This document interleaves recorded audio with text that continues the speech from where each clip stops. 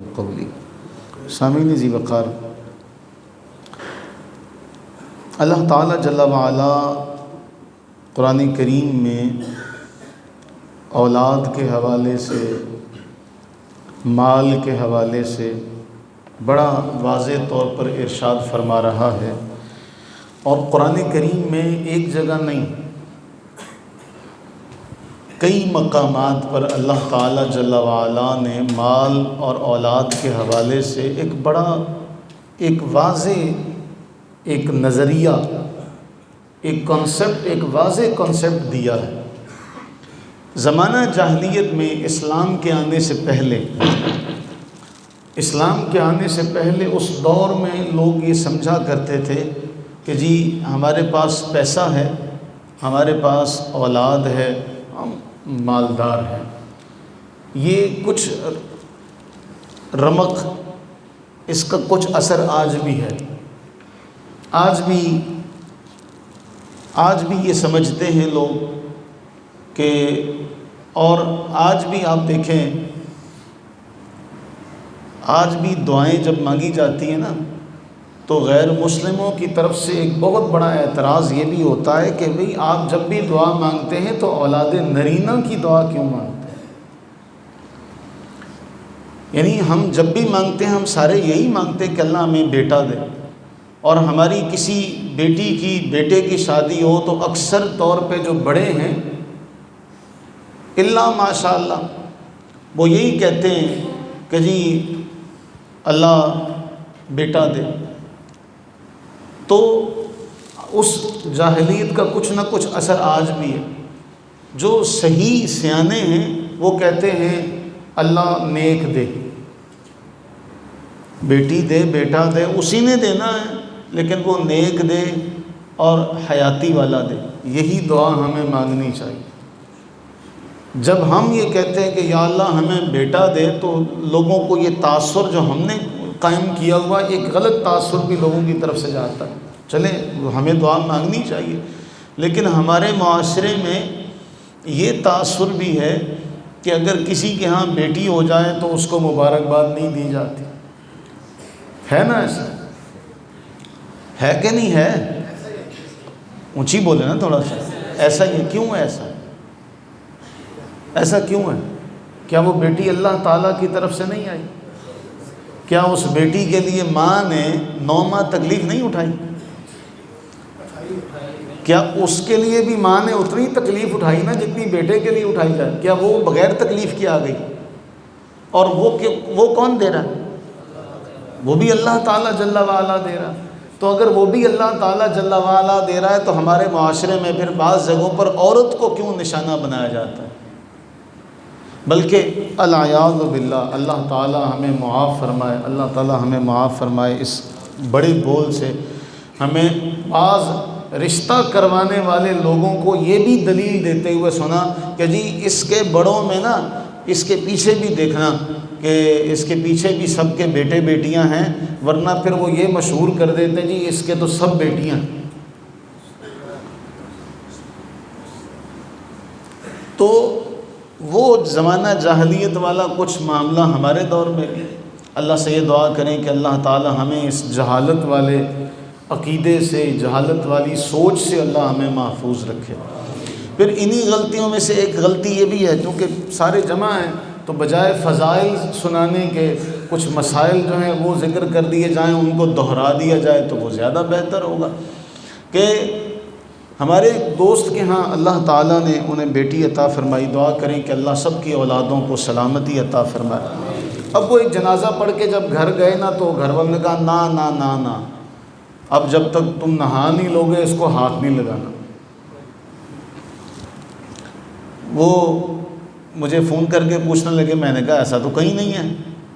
نہیں جی وہ یہ کہتے ہیں جی جدوں تک تم نہونا نہیں ہے گا ادوں تک تم اپنی کڑی نہیں چکنا۔ تو میں نے کہا ان سے پوچھنا بھی کون سے مدرسے سے پڑھے ہو، کس مدرسے سے ڈگری لی ہے؟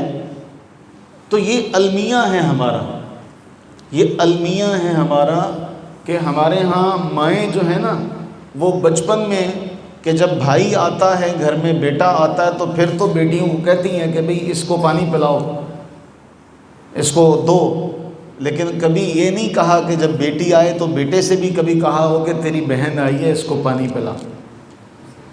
ہمارے معاشرے کی یہ تلخ حقیقت ہے، اور ہمارے ہاں یہ کہا جاتا ہے نہیں جی انہوں نے تو کما کے کھلانا، انہوں نے تو کما کے کھلانا۔ اگر اس نے کما کے کھلانا ہے تو اس نے آگے نسل کی، پوری آنے والی نسل کی پرورش کرنی ہے، اس کو پروان چڑھانا ہے۔ وہ اپنی جگہ پر ایک ستون ہے، یہ اپنی جگہ پر ایک ستون ہے۔ تو بہر طور زمانہ جاہلیت میں وہ لوگ سمجھتے تھے کہ ہمارے پاس مال ہے، ہمارے پاس اولاد ہے تو ہم اللہ کے محبوب ہیں، ہم اللہ کے کیا ہیں؟ محبوب ہیں، اللہ کے ہم مقرب ہیں، ہمیں اللہ نے اپنا قرب دیا ہوا ہے۔ اگر ہم اس کے قریبی نہ ہوتے، اگر ہم اس کے پسندیدہ نہ ہوتے، اس کے پیارے نہ ہوتے تو نہ ہمیں مال ملتا نہ ہمیں اولاد ملتی۔ تو قرآن کریم نے واضح طور پر فرمایا سورہ سبا آیت نمبر 37 میں کہ وما اموالکم ولا اولادکم باللتی تقربکم عندنا زلفیٰ، یہ نہیں ہے کہ تمہیں مال اور اولاد تمہارے پاس ہے تو اب تم ہمارے قریب ہو گئے، ایسا نہیں ہے۔ ایسا نہیں ہے کہ تمہارے پاس مال ہے، اولاد ہے تو ہم نے تمہیں اپنا قریب درجہ دے دی، ہم نے تمہیں اپنا مقرب بنا لیا۔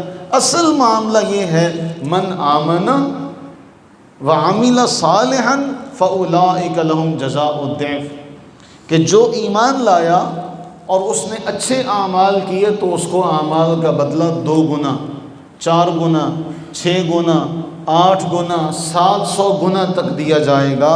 وہم فی الغرفات آمنون، اور پھر اللہ تعالیٰ فرما رہا ہے کہ ہم ان کو جنت کے بالا خانوں میں، اونچے محلات میں ہم انہیں رکھیں گے۔ یہاں واضح طور پر فرمایا کہ یہ جو قرب ہے نا، فلا تعجبک اموالہم واولادہم، قرآن واضح طور پر فرما رہا ہے کہ اے سننے والے تمہیں لوگوں کا مال، لوگوں کی اولاد تعجب میں مبتلا نہ کرے، کہیں تمہیں حیرت میں نہ ڈالے کہ جی ان کے پاس مال اور اولاد ہے تو یہ اللہ کو بڑے پیارے ہیں۔ ہو سکتا ہے اللہ تعالیٰ نے ان کی آزمائش کا ذریعہ بنایا۔ قرآن تو یہ بھی بہت واضح طور پر بیان فرماتا ہے کہ اگر تمہیں یہ لگے کہ ہم نے تمہیں یہ مال اس لیے دیا نصارع لہم، تم یہ سمجھو کہ ہم تمہیں محبوب بنا چکے ہیں اس لیے ہم نے تمہیں مال اور اولاد دی، ہمیں ان کو تو شعور ہی نہیں ہے ہم نے ان کو کس لیے دیا، ہم تو ان کو آزما رہے ہیں۔ اسی لیے قرآن فرما رہا ہے کہ تمہارا مال اور تمہاری اولاد تو تمہارے لیے آزمائش ہے۔ تو آزمائش اس معنی میں ہے کہ ہم یہ سمجھتے ہیں کہ بس ہمارے پاس مال بھی ہے، ہماری گزر اوقات اچھی ہو رہی ہے، ہمارے پاس اولاد بھی ہے تو اب ہمیں کسی چیز کی حاجت اور محتاجگی نہیں ہے۔ یہ ہمارا جو سوچ کا زاویہ ہے یہ بالکل درست نہیں ہے۔ قرآن کریم اسی حوالے سے فرما رہا ہے کہ اگر تمہیں یہ لگے کہ ہم نے تمہیں مال اور اولاد دے دیا ہے، تمہیں ہم نے اپنا قریبی درجہ دے دیا، تو نہیں، یہ بالکل غلط ہے۔ ہاں، قریب وہ ہوگا جو ایمان لائے، عمل صالح کرے، اور ہم اس کو پھر کئی گنا زیادہ اجر عطا فرمائیں گے۔ تو اللہ تعالیٰ کی بارگاہ میں قرب حاصل کرنے کے ذرائع کیا ہیں؟ اللہ نے یہاں خود فرما دیا کہ مال اور اولاد اگر تم یہ سمجھو کہ میری بارگاہ میں قرب کا ذریعہ ہے تو ایسا نہیں ہے۔ تو اللہ تعالیٰ کی بارگاہ میں قرب کا، اللہ تعالیٰ کے قرب حاصل کرنے کے ذرائع کون کون سے ہیں؟ ان میں سب سے جو بہترین ذریعہ ہے، صحیح مسلم کی حدیث ہے 1093، حضرت معدان بن ابی طلحہ کہتے ہیں کہ میں نے رسول اللہ صلی اللہ علیہ وآلہ وبارک وسلم کے آزاد کردہ غلام تھے حضرت ثوبان رضی اللہ تعالیٰ عنہ۔ تو میری ملاقات ہوئی حضرت ثوبان سے، تو میں نے حضرت ثوبان سے پوچھا کہ مجھے کوئی ایسا عمل بتائیں کہ میں وہ عمل کروں اور اللہ تعالیٰ مجھے اس عمل کی وجہ سے جنت میں داخل فرما دے۔ کیا سوال کیا؟ اللہ آپ مجھے کوئی ایسا عمل بتائیں کہ میں وہ عمل کروں اور اس کی وجہ سے میں جنت میں چلا جاؤں۔ حضرت ثوبان خاموش ہو گئے۔ حضرت معدان دوبارہ یہی سوال کرنے لگے، حضرت ثوبان کوئی جواب نہ دیا، تیسری بار حضرت معدان نے پھر یہی سوال دہرایا۔ حضرت ثوبان رضی اللہ تعالی عنہ نے فرمایا کہ میں نے یہی سوال اے معدان رسول اللہ علیہ السلام سے کیا تھا، جو سوال اے معدان تم مجھ سے کر رہے ہو نا، یہی سوال میں نے رسول اللہ علیہ السلام سے عرض کیا تھا کہ یا رسول اللہ صلی اللہ علیہ وسلم مجھے کوئی ایسا عمل بتائیے کہ میں وہ کروں اور میں جنت میں چلا جاؤں۔ تو مجھے اللہ کے نبی صلی اللہ علیہ وآلہ وبارک وسلم نے فرمایا علیک بکثرت السجود للہ، اللہ کے حضور کثرت سے سجدے کیا کرو، اللہ کے حضور کثرت سے سجدے کیا کرو۔ فَإِنَّكَ لَا تَسْجُدُ لِلَّهِ سَجْدَةً إِلَّا رَفَعَكَ اللَّهُ بِهَا دَرَجَةً وَحَطَّ عَنْكَ بِهَا خَطِيئَةً او کما قال، کہ تم جو بھی سجدہ اللہ تعالیٰ جل وعلا کے حضور کرو گے اس کے نتیجے میں اللہ تمہارا درجہ بلند فرمائے گا اور تمہارے گناہ معاف فرما دے گا۔ تو حضرت ثوبان نے بھی سوال کیا، تو حضرت ثوبان سے حضرت معدان نے بھی یہ سوال کیا، تو ہمیں جواب ملا کہ ایسا کون سا عمل ہے جس کی وجہ سے بندہ اللہ کا قرب پا لے اور جنت میں چلا جائے۔ تو اللہ کے نبی علیہ السلام نے کیا فرمایا تھا؟ سجدے کی کثرت کیا کرو، سجدوں کی کثرت کیا کرو۔ تو سجدے کیسے؟ جب نماز پڑھیں گے تو نماز میں سجدہ بھی آ جائے گا۔ تو اگر کوئی چاہتا ہے تو پھر وہ نماز کا اہتمام کرے، اور نماز کے اندر خشوع اور خضوع سب سے بنیادی بات ہے۔ اللہ کے نبی سرور عالم صلی اللہ علیہ وآلہ وسلم نے جو تعلیم ہمیں دی اس کے اعتبار سے نماز ہم جاگ کر پڑھیں، یاد کرتے ہوئے پڑھیں۔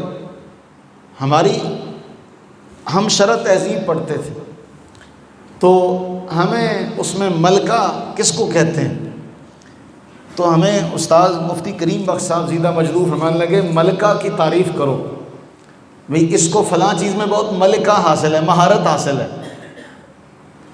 ملکہ کی وہ بادشاہ والی ملکہ نہیں، یہ وہ دوسرا ملکہ ہے کہ مہارت والا، کہ اس کو بہت ملکہ حاصل ہے اس کام میں۔ ہم نے اپنے اپنے انداز سے تعریف کی، تو استاد صاحب نے کہا میں تمہیں آسان سی تعریف بتاتا ہوں۔ نماز میں جب فاتحہ شروع کرتے ہیں تو نمازی آمین تک پہنچ جاتے ہیں اور پتہ بھی نہیں چلتا، جس طرح کہتے ہیں نا آنکھ بند کر کے چلے گئے، تو ہم بھی نماز میں ایسے ہی ہے کہ نماز پوری پڑھ رہے ہوتے ہیں لیکن توجہ نہیں ہوتی، اور زبان سے فاتحہ اس کو کہتے ہیں ملکہ۔ ہے نا ہم سب کو حاصل؟ بولیے ہم سب کو یہ ملکہ حاصل ہے کہ نہیں ہے؟ اللہ دوجی ملکہ بھی دوے سارے ہیں۔ جو بیوی ہے وہ کتنا وہ خوبصورت جملہ ہے کہ جو نیک عورت ہوتی ہے وہ اپنے شوہر کو بادشاہ بناتی ہے، اور خود اس کی جو دوسری ہوتی ہے وہ شوہر کو اپنا غلام بناتی ہے، خود اس کی مالکن بن جاتی۔ تو اللہ تعالیٰ آپ کو وہ ملکہ بھی عطا کرے، اور جن کو عطا کی ہوئی ہے اللہ اس کی زندگی اور حیاتی کرے۔ تو ہے نا ملکہ حاصل کہ ہم نماز شروع ہوئے تو اتحیات میں پہنچے تو یوم یقوم الحساب تک پہنچ گئے، اور پھر یاد آیا وہ نماز تو پوری ہو گئی ہے، نماز تو پوری پڑھ لی ہے۔ کبھی کبھی رکوع میں بے احتیاطی سے پتہ نہیں کیا کیا، تو یہ جب ہمیں تعریف آپ نے بتائی تو ہمیں وہ بڑی اچھی سے یاد ہوگی، آپ کو بھی یاد ہو جائے گی کہ اس کو کہتے ہیں ملکہ حاصل ہونا۔ تو نماز ایسے نہیں پڑھنی کہ آپ اپنی مہارت وہاں پہ ظاہر کریں، بلکہ نماز ہے مناجات، نماز ہے دعا، اور دعا وہ ہوتی ہے جو بندہ حضوری قلب سے، قلب حاضر ہو اس کا، وہ موجود ہو، اور اس کی زبان سے جو الفاظ نکل رہے ہوں اس کی توجہ ان لفظوں کے اوپر ہو کہ میں کیا کہہ رہا ہوں۔ اور اللہ کے نبی علیہ السلام نے یہی ہماری تربیت فرمائی۔ مستدرک حاکم کی روایت ہے، اور ہم نے یہ صبح کے درس میں مسند احمد بن حنبل کے حوالے سے پڑھی بھی ہے۔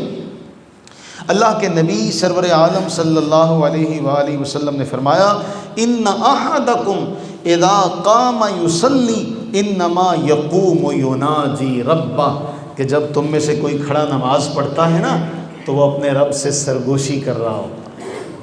رب سے کیا کر رہا ہوتا ہے؟ سرگوشی کر رہا ہوتا ہے۔ فَلْيَنظُرْ كَيْفَ يُنَاجِي، اب وہ خود دیکھے کہ میں سرگوشی کیسے کر رہا ہوں۔ اب آپ اس حدیث پر غور کرتے رہیں۔ ایک ہے عام گفتگو جو میں آپ سے کر رہا ہوں، ہو سکتا ہے، اور جب میں کر رہا ہوں تو صبح کے درس میں بھی بسا اوقات دیکھا ہوتا ہے کہ کئی سو رہے ہوتے ہیں، کئیوں کی آنکھیں بند ہوتی ہیں، کیونکہ یہاں سے تو سارا نظر آ رہا ہوتا ہے نا۔ اب کئی سو رہے ہوتے ہیں، اب جمعے کے خطبے میں بھی کئی سو رہے ہوتے ہیں، کیونکہ وہ ایک ذہن ہے۔ وہ ذہن کیا ہے کہ کوئی مار دھاڑ والا خطیب ہو، پھٹے چوک دے اور کبھی ہاتھ اوپر کرو، یہ کرو، فلاں کرو، وہ پھر جگا کے رکھے۔ اب میں نے ایک مرتبہ یہ بات کہی تو مجھے ایک دوست کہنے لگے، مجھے اللہ نے گھر 'چ سکون بڑا ملتا جتنے سکون ہوئے نیند آ جاتی ہے۔ تو جاگ کے تو ہم بیٹھتے نہیں ہیں۔ تو معاملہ یہ ہے کہ ایک تو یہ ہے جو ہم آپس میں آپ سے کر رہا ہوں، اس میں ہو سکتا ہے آپ نہ بھی توجہ کریں، لیکن جب آپ کسی سے سرگوشی کرتے ہیں، کلام کا سب سے نزاکت والا معاملہ سرگوشی والا معاملہ ہوتا ہے۔ دو سرگوشی کرنے والے ایک دوسرے کی طرف بڑی توجہ سے متوجہ ہو کے بات سنتے ہے کہ نہیں ہے؟ صحیح ہے کہ غلط ہے؟ ایسے جو عام مجمع عام میں بات ہو رہی ہے، آپ میں سے ہو سکتا ہے کوئی توجہ کرے نہ کرے، اور ہاں اکثر ایسا ہو جاتا ہے ہم ایک جنرل بات کرتے ہیں، عمومی طور پہ کوئی بات کی جاتی ہے، اب جس کے اوپر وہ فٹ بیٹھتی ہے وہ کہتا ہے یہ مجھے لگا کے کیا۔